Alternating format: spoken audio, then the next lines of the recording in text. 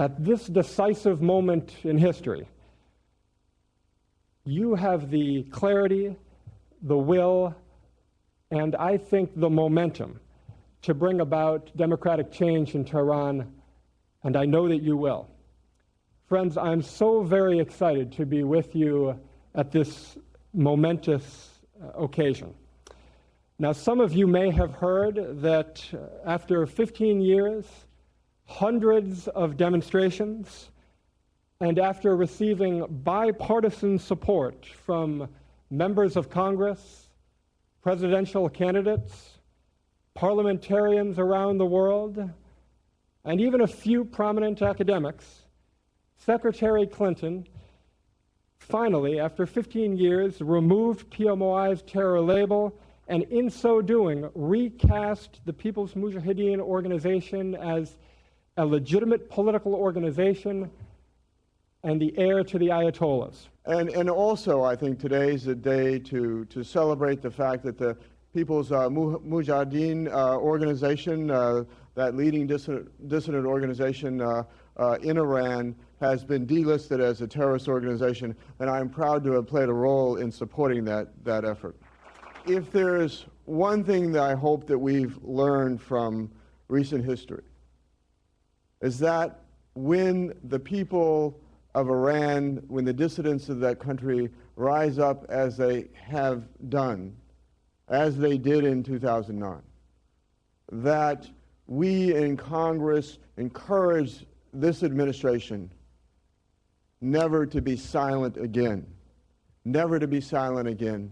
The macro thinkers that were involved in my other establishment where I worked for many years, the State Department, was the idea that the ends of diplomacy could be served by maintaining the MEK on this list of foreign terrorist organizations long after the highest court in England and in the EU, the most respected justices, had reviewed the evidence and said there simply isn't a shred of evidence to support keeping them on the list. So why were they maintained on the list? Because in the thinking of the Department of State, very often, and I say this with reverence, not with anger, the ends of diplomacy trump or supersede the ends of law, which are concerned with human rights. Because those who practice diplomacy very often say we are engaged in dealing with issues of war and peace, and therefore it gives us a certain license. And the license that they wanted was to open up possible doors for a negotiated resolution of all sorts of outstanding issues with Iran, and guess who was going to be the sacrificial lamb? An organization, not that many people, called the MEK. Now, the delisting is a victory, I contend, for all Americans. It's a victory for the use of the U.S. judicial process, and it is a victory for judges who were able to say the time has come that we have to dust off this ancient writ of mandamus. But the battle finally has been won, but the war for liberty is not over. There's much more work to be done. There are more battles to be fought. And we know who the enemy is. Let there be no mistake about it. The transgressor, the person that is causing all of this mischief for you, for the MEK, and for the Iranian people, is that little fellow from the desert, Ahmadinejad. He should be aware of the fact that there are those of us here across the seas that are watching him. We are watching what takes place next year when those elections come about again. And our quarrel is not with the people of Iran. It's with the illegitimate tyrant that rules with a stiff boot over the people, Ahmadinejad. The best hope for the Iranian people for the Middle East, for the world, and for the United States is a regime change in Iran by the Iranian people. What about the unrest? It's brewing in Iran. So what? That unrest without the mujahideen is like a human being without a head.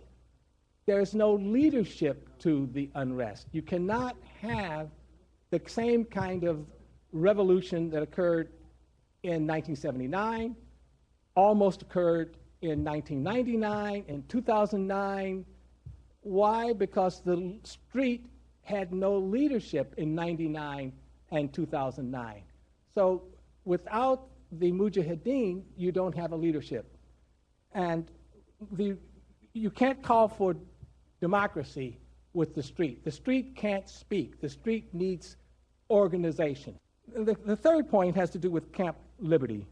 Is it a TTL? What, I might ask, is a TTL? Camp Liberty should be a TTL. Camp Liberty should be a place where the asylum seekers from Ashraf become what? Refugees en route to third countries. But in fact, what should have been a TTL, really temporary that is, has now become a prison. I feel like I've lived this issue ever since I've been in Congress. I think it was right after I got elected that you first came to me and told me about this designation and how unfair it was. And we have been traveling this long and difficult road. You had to sue the State Department just to get an answer, and all the while your family was at risk in Camp Ashraf. But finally, your tireless efforts have paid off. And I know that we have a long way to go for democracy in Iran, but this is a great step forward. And this decision will take away Iran's ability to delegitimize MEK as a force of opposition to the regime. It's because of all of you and your tireless efforts that we get to celebrate here today. You kept up the pressure, you kept fighting, and you kept up your dedication. Your thrust is supported. I, of course, support you, and you have great support in the United States Congress because you're on the right side.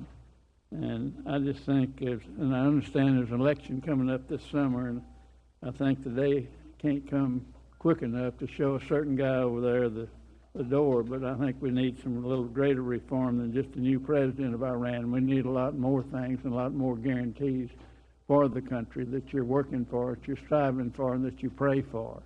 And you need to know that I will continue to be a strong advocate, whether it's here in Congress or closer at home and working my way back to come to Congress. I'm a firm believer that not only with the challenges in Iran, but we also have to deal with the challenges right here in the United States as well, and consider me a champion in that effort. In addition to finally having the delisting of the MEK, I know we're also concerned about the 10-point plan that Miriam had brought forward. And you should know my mom's name is Mary Ann.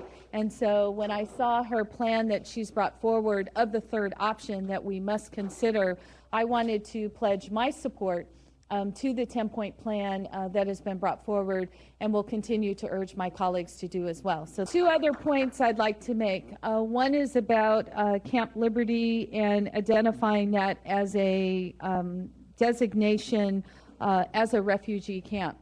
The importance of having that, and I want to make sure everyone's aware, is identifying this camp that gives us the ability to have the Geneva protections. And that's so important when it comes to the ability to sell property, when it comes to the ability of protections of families.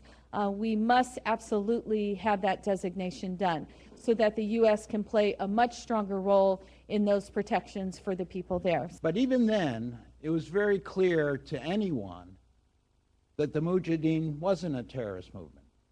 And yet, we've gone on 15 years and we've heard all sorts of things. Unbelievable. You know, in the last several years, one of the talks I'd give is all the things that were said about the Mujahideen. Some of them are fantastic. I started making a little catalog of them that you could say most amazing things, and be aware it's going to happen again. I just warn you about that. That the court here and Alan Gerson must be applauded for the incredible job he did in this court case. The whole thing of bringing a writ of a mandamus against the State Department has only happened twice in our history. And so you're part of real legal history these days. You guys have been so intense, you've driven my staff crazy. And they said, oh, maybe you can't go this time. And I said, no, I want to go. I love these people because they're so committed to freedom and so committed to trying to protect their brothers and sisters in the difficult times. And I honor them. I'm convinced with all my heart that's what's driven you. And you have succeeded. And I want to say this to you. You know, somebody said there's no permanent successes, no permanent defeats. And I'm sure that's true. But this is a success. So take a moment and be grateful and to celebrate what has been accomplished here.